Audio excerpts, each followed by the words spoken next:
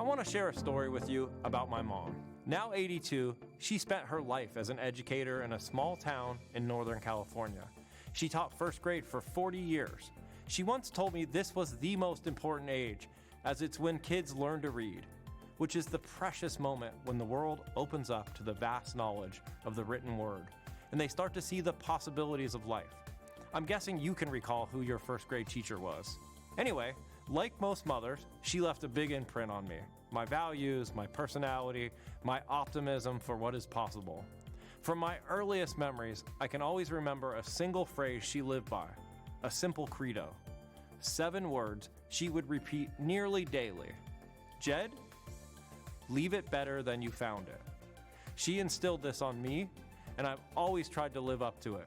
Whether it was something small like making your bed every day, or borrowing a car and returning it with a full tank of gas, staying at someone's house and taking the extra steps to do the laundry or vacuum the house.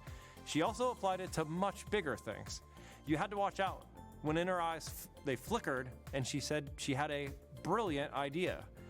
The most audacious leave it better memory that I have of hers was when I was in middle school and the town had built a new school, but they ran out of money to complete the sports field next to it.